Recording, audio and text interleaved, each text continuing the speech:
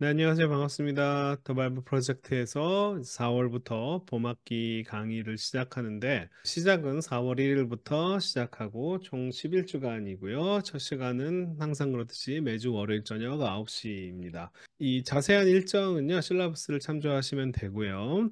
4월 1일부터 시작해서 6월 24일까지 진행이 됩니다.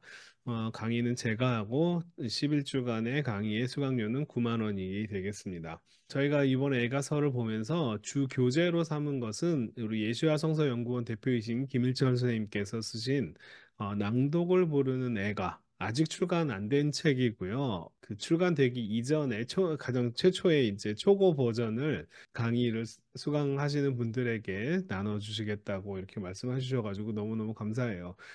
그리고 이 제목에서 보듯이 애가를 그냥 눈으로 읽는 책이 아니라 읽는 책으로 낭독하는 책으로 우리 마지막 주에 함께 애가를 낭독하는 것으로 이 강의의 마지막을 좀 삼으려고 합니다. 이 시간은 김지성 선생님께서 직접 또 인도해 주실 거고 어, 오- 아무래도 온라인으로 또 낭독하는 것도 또 여러분이 많이 참여할 수 있어서 좋긴 하지만 또 함께 직접 모여서 오프라인으로 모여서 낭독하는 것도 생각을 해보고 있습니다. 장소가 뭐 따로 마련하지 않는다면 아마 저희 집에 모이지 않을까 라는 생각도 드는데 자, 함께 모여서 성경을 또 낭독할 때의 느낌은 또 어떤가 너무 또 궁금해요. 혼자 읽는 것과 또 함께 읽는 것의 차이가 어떤 건지도 너무 궁금하고요. 자, 그래서 참 좋은 시간이 될 거라고 생각합니다. 이 애가라고 하는 우리말 번역, 슬픔의 노래라는 뜻이겠죠. 슬퍼하는 노래, 애통하는 노래 이런 뜻인데 이 이름이 참 좋아요. 이게 히브리어로도 시작 자체가 히브리어의 제목이 에이카거든요. 에이카. 네, 에이카. 애가 비슷하죠. 에이카라고 하는 단어로 시작을 해요. 보시면 애가서의 히브리어 보면은 매 절마다 보시면 알레프, 그다음에 베이트, 3절은 김멜, 4절은 달렛, 5절은 헤이. 히브리어 좀 아시는 분들은 이게 알레프, 베이트, 김멜, 달렛, 헤이. 이게 히브리어 알파벳 순서대로라고 하는 것을 아시겠죠? 그래서 애가서의 대부분은 이제 그러니까 22절, 그러니까 22절이거나 22절의 배수로 되어 있는 이유가 각 매 절마다 이렇게 알파벳의 어떤 시작으로 되어 있기 때문이에요. 우리가 이 에이카를 읽으면서 함께 다루고 싶은 내용은 이 도대체 이 슬픔의 노래라고 하는 것이 성경에 왜 있나? 기독교, 특별히 개신교는 아픔이 아니라 기쁨, 그리고 울음이 아니라 웃음, 좋음, 밝음, 빛 이런 것들을 강조하고 좋아하고 뭔가 좀 어두운 부분들, 인생의 어두운 부분들, 아픔, 고통, 슬픔은 없거나 없어져야 할 것으로 여겨서 마치 없는 것처럼 이렇게 취급되는 경우들, 그리고 없을수록 좋은 것으로 여겨지는 그런 경향성이 좀 있는 것 같아요. 근데 성경의 그 아픔에 대한 이야기, 슬픔에 대한 이야기는 그 개신교가 느끼는 긍정적인 것만을 강조하는 그런 입장과는 좀 차이가 있습니다. 이 애가서가 성경에 있는 이유도 그렇고요. 슬퍼해도 괜찮다고, 그리고 아파해도 괜찮다고 이야기해 주는 것 같아요. 예수님은 심지어는 더 한 발 더 나아가셔서 그 슬퍼하고 애통하는 사람이 복이 있다. 그들이 위로를 받게 될 것이다라고까지 말씀하시잖아요. 아픔이 뭔가 나쁘거나 극복되어야 하거나 없어져야 될 것으로 여기지 않는 것 같아요. 좀 약간 차이들이 있습니다. 이 애가서를 또 어떤 역사서로서요. 우리가 예레미야가 저자고 예레미야 시대에서 이 애가서를 읽는 것이 애가서가 이야기하는 그 구구절절의 표현들이 어떤 역사성, 그 현실성, 구체성들을 좀 이렇게 살려내는 그런 역할들을 하고 있지만, 저는 꼭 애가서가 예레미야가 썼고 예레미야 시대에서만 이해되고 예레미야가 쓰지 않으면 아무 의미가 없고 그 시대가 아니면 전혀 의미가 없고 전혀 이렇게 생각하지 않거든요. 우리 21세기 대한민국에서도 이 슬픔의 노래는 여전히 의미를 주고 우리가 경험하는 고통에 대해서 아픔에 대해 슬픔에 대해서 지금 여전히 말을 하고 있다라고 생각해요. 인간이 처한 그런 고통과 슬픔의 어떤 현실들 속에서 하나님은 왜 아무 말씀 안 하시지? 라고 느껴지는 그런 부분들이 있잖아요. 그죠? 하나님 이해하는 방식에 있어서도 하나님은 정의의 하나님, 올바르신 하나님이라고 하는 하나님의 어떤 캐릭터와 그 다음에 하나님은 또한 은혜의 하나님, 이유 없이 까닭 없이 값 없이 주시는 하나님의 그 사랑과 은혜라고 하는 그런 부분들이 이론적으로는 우리가 머릿속에서는 충돌하고 반대되는 개념인 것처럼 보이지만 사실은 현실 속에서 우리가 경험하는 신앙의 현실 속에서는 이 두 개념이 과연 분리될 수 있는 것인가라고 하는 느낌들을 받을 때가 되게 많아요.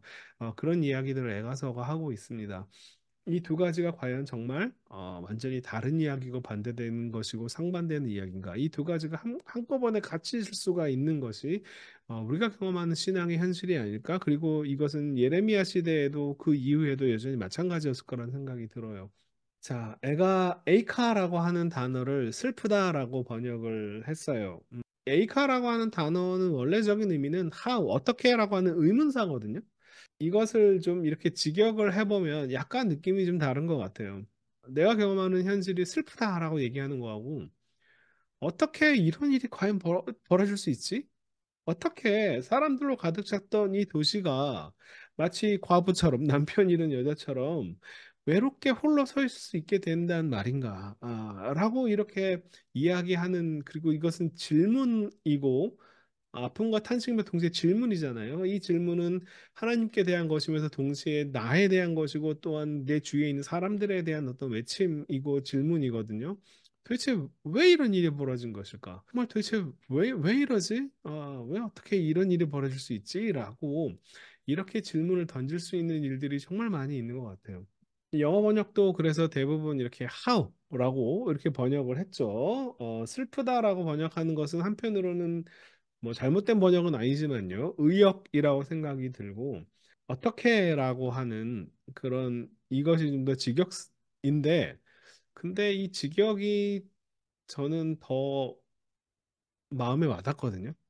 어, 그리고 요 번역과 요 번역의 차이점 중에 하나는 요 과부같이 되었다라고 하는 표현을 이 뒤에다가 전에는 열국 중에 크던 자가 과부같이 되었다라고 뒤에다 갖다 붙일 것이냐 아니면은 외로이 홀로를 가리키는 요 전반절에 해당되는 표현으로 볼 것이냐 마소라 학자들 히브리어 원어는 과부라고 하는 단어를 이 앞쪽에 연결되는 것으로 이렇게 분류를 해놨어요. 그래서 저는 거기에 맞춰서 번역을 했습니다.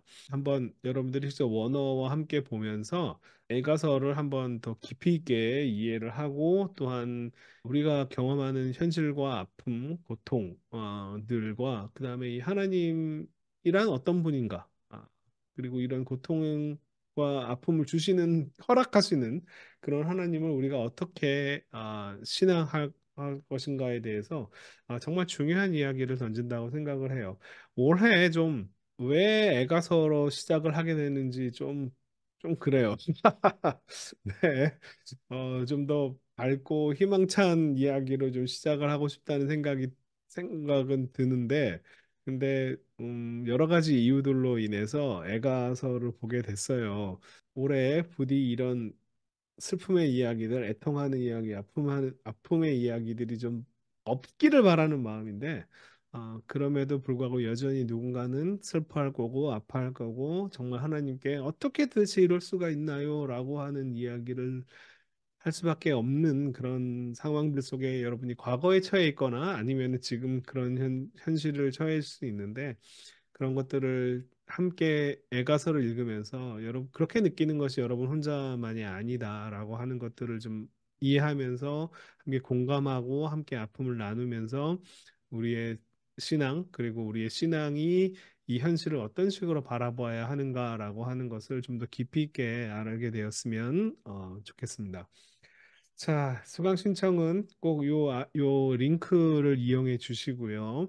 여기에 꼭 이메일과 그다음에 전화번호를 남겨주시는 건 의무는 아니지만 이메일 적어준 게 잘못 적어졌거나 아니면은 좀 연락이 안 되는 이메일을 잘 사용하시지 않는 분은 이메일로 연락을 드렸는데도 별로 이메일을 못 받으시거나 하는 일들이 벌어지기 때문에 저 가급적이면 전화번호도 좀 남겨주시면 좋겠습니다.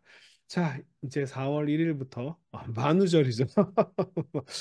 뭔가 의미 있는 날인데 4월 1일부터 이제 6월 마지막 주까지 11주간 우리 월요일 저녁에 애가서를 함께 읽도록 하겠습니다. 요거 끝나고 나면은 아마 하반기에는 잠언을 읽게 될 거라고 예정되어 있습니다. 이 낭독이라고 하는 그런 것을 또 통해서 또 애가서를 또 깊이 있게 또 이해할 수 있도록 하는 또 우리 김희철 선생님도 또 이 강의에 또 함께 해주시기 때문에 굉장히 풍성한 강의가 될 것이라고 기대합니다. 이렇게 많이 참여해 주시기를 바라겠습니다.